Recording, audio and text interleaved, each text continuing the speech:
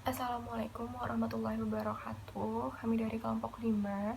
Di sini kami membahas tentang permasalahan sensor film yang ada di Indonesia yang terdapat pada Undang-Undang Nomor 33 Tahun 2009. Menurut sejarahnya, pensensoran film Indonesia ini dilakukan oleh pemerintah kita sendiri, yaitu Republik Indonesia, yang bertujuan untuk kepentingan politik dan kepentingan negara sendiri. Ternyata dalam sebuah film, hal yang sangat penting itu salah satunya yaitu mengenai sensor. Sensor ini adalah suatu permasalahan yang sangat kompleks yang mengakibatkan negara hancur dan merugikan orang banyak. Sebuah film yang sudah lulus sensor bukan berarti dapat ditayangkan langsung ke bioskop atau ke siaran TV. Bisa saja film tersebut ditentang oleh kelompok-kelompok kecil seperti tokoh agama, budaya, atau institusi seperti pemerintah dan tentara. Menurut Undang-Undang Nomor 33 Tahun 2009, Pasal 60 Ayat 2 yang berbunyi, dengan prinsip dialog adalah mengundang pemilik untuk memberikan dan menerima penjelasan terkait dengan isi film yang sedang disensor. Maksudnya di sini adalah pemilik film yang sensor adalah pelaku kegiatan perfilman tersebut, pelaku usaha perfilman, perwakilan diplomatik, atau badan internasional yang diakui oleh pemerintah. Di dalam sebuah perfilman pastinya membutuhkan lembaga sensor film.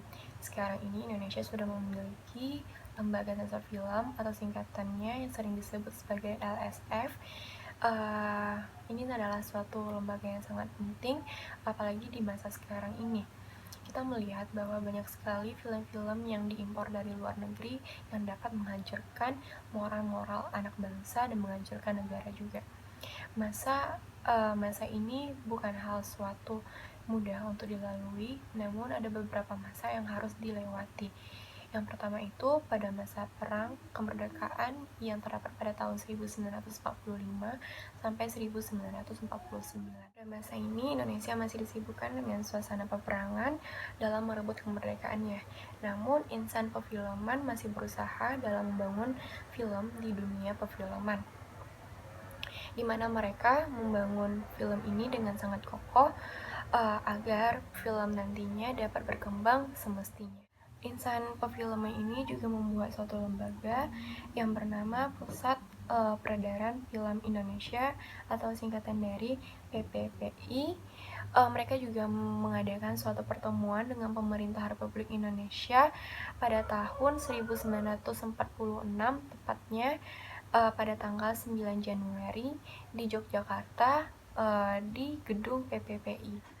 Dalam pertemuan tersebut, mereka membentuk sebuah komisi, yaitu Komisi Pemeriksaan Film yang beranggotakan 9 orang. Komisi film ini adalah suatu alat politik yang harus mereka jaga agar tidak bertentangan dengan masyarakat. Untuk itulah, film ini harus bersifat mendidik. Selanjutnya pada masa survival. Pada masa survival ini yang bertanggung jawab dalam hal penyensoran film adalah panitia pengawas film. Dalam mekanisme kerjanya, untuk menyensor sebuah film dibentuknya panitia kecil yang terdiri atas 3 orang.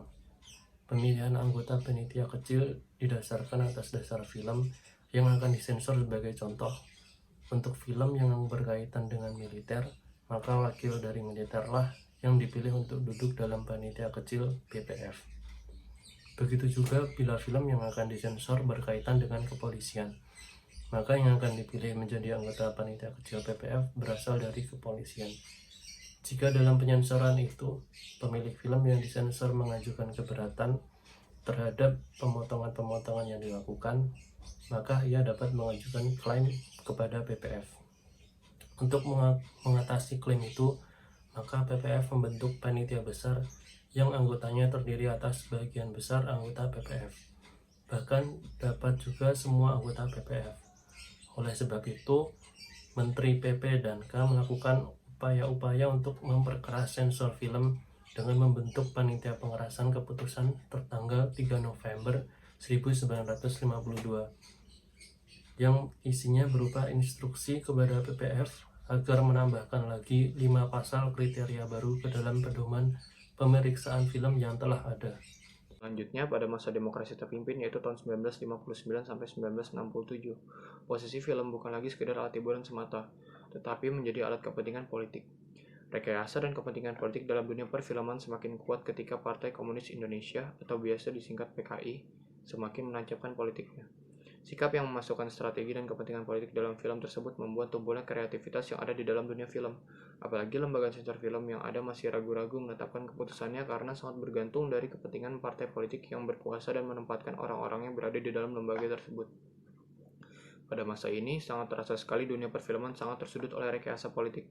Upaya memajukan film bertumbuh pada kepentingan partai dan ideologi partai. Pengakomodasian strategi politik dalam dunia perfilman terlihat semakin kuat ketika dibentuknya Dewan Sensor pada bulan Mei 1965.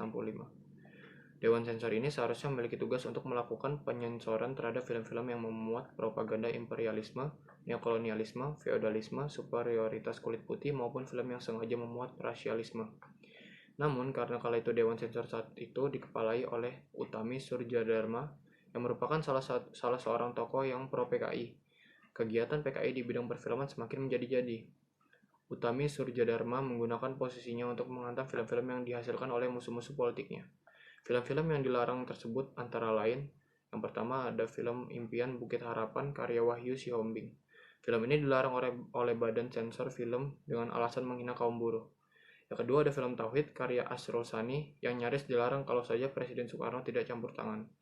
Yang ketiga ada Anak Perawan di Sarang Penyamun karya Usmar Ismail yang dihantam dan diboikot sampai tidak bisa beredar hanya karena film itu merupakan karangan Sultan Takdir Ali Syahbana yang dituduh pengkhianat dan pemberontak. Dan yang terakhir ada film Anak-anak Revolusi karya perusahaan Perfini yang juga diserang oleh PKI. Ya, selanjutnya pada masa Orde Baru yaitu tahun 1967 sampai 1998. Pada masa Orde Baru ini dibentuk Badan Sensor Film atau BSF yang beranggotakan 33 orang, terdiri atas 24 orang mewakili pemerintah dan 9 orang mewakili partai politik. Nah, pada tahun 1971 karena kurangnya peran partai politik, itu unsur partai politik dihapuskan. Dan pada tahun 1973 sampai dengan 1974, jumlah anggota Badan Sensor Film menjadi 20 orang, terdiri atas unsur pemerintah dan unsur non-pemerintah. Unsur pemerintah ini berasal dari Departemen Penerangan, Departemen Dalam Negeri, Departemen Pertahanan, Departemen Pendidikan dan Kebudayaan, Departemen Luar Negeri, serta Kejaksaan Agung. Dan unsur non-pemerintah ini berasal dari Perwakilan Persatuan Wartawan Indonesia dan kelompok Generasi 45. Pada tahun 1981, pemerintah mengundang sejumlah organisasi perfilman seperti Persatuan Perusahaan Film Indonesia, Persatuan Artis Film Indonesia, Persatuan Karyawan Film dan Televisi, dan Gabungan Studio Film Indonesia. Itu guna memperbaiki pedoman sensor menjadi kode etik produksi film nasional.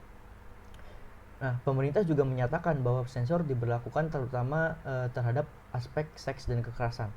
Lalu pada tahun 1992, sensor film diatur dalam Undang-Undang Perfilman Nomor 8 tahun 1992. Nah, semasa pemerintahan Orde Baru, kasus-kasus yang menimpa film-film Indonesia biasanya berhubungan langsung dengan lembaga sensor dan lembaga lain yang terkait dengan pemerintah. Di sini menurut Erianto tercatat tidak kurang dari 40 film Indonesia yang mengalami masalah dengan pihak sensor antara tahun 1970 sampai tahun 2005. Nah, permasalahan sensor yang dihadapi film-film tersebut adalah 15 film tersangkut masalah pornografi, 8 film tersangkut masalah kritik sosial, 6 film tersangkut masalah menghina lembaga tertentu, 4 film tersangkut masalah tidak mendidik, 3 film menyangkut masalah kekerasan, 2 film tersangkut masalah mengangkat simbol-simbol negara, dan 2 film lagi tersangkut masalah ancaman gangguan keamanan di daerah. Adapun bentuk-bentuk tindakan sensor yang diberlakukan kepada film-film tersebut, yaitu 17 film dipotong pada bagian tertentu oleh Badan Sensor Film, 11 film dilarang beredar di daerah tertentu, 7 film terkena sanksi untuk mengubah isi atau bagian tertentu dari film, 3 film dilarang beredar dalam skala nasional, 1 film cerita tidak boleh diproduksi, dan 1 film lainnya mendapat teguran keras. Nah, ada juga contoh-contoh film-film yang terkena kasus pada masa Orde Baru, seperti contoh film berjudul Hidup, Cinta, dan Air Mata pada tahun 1970, yaitu dinilai oleh Departemen Penerangan terlalu banyak mengandung pornografi. Kemudian ada film yang berjudul Romusa, yaitu pada tahun 1972, dilarang beredar oleh Departemen Penerangan yang merasa khawatir pemerintah Jepang akan marah. Kemudian ada film yang berjudul Max Havelaar, Saijah dan Adinda pada tahun 1975, itu dianggap dapat memancing permusuhan agama. Dan masih banyak lagi film-film yang terkena kasus pada masa Orde Baru. Nah, dari berbagai kasus sensor yang terjadi selama pemerintahan Orde Baru, ada unsur-unsur penting dari ideologi sensor di Indonesia yang meliputi yang pertama, ancaman atas persatuan agama di Indonesia, yang kedua merugikan bagi pembangunan kesadaran nasional, yang ketiga mengeksploitasi perasaan dari etnisitas, agama atau kepercayaan, atau yang mengundang keresahan sosial. Kali ini saya ingin menjelaskan masa reformasi pada tahun 1998 hingga 2009. Setelah Orde Baru tumbang, bangsa Indonesia memasuki masa yang disebut masa reformasi. Pada masa ini, kedudukan pemerintah tidak sekuat seperti pada masa Orde Baru. Undang-Undang Dasar 1945 mengalami amandemen, peta kekuatan berubah, dan eksekutif tidak sekuat dulu lagi. Di dunia perfilman, pada masa Orde Baru berkuasa, kekuatan kontrol terutama terpusat di tingkat negara dengan aparat yang represif. Namun demikian, setelah rezim Orde Baru runtuh, bermunculan kekuatan-kekuatan baru yang mengambil alih kuasa yang pernah dimonopoli oleh lembaga-lembaga yang represif, termasuk oleh lembaga sensor film LSF.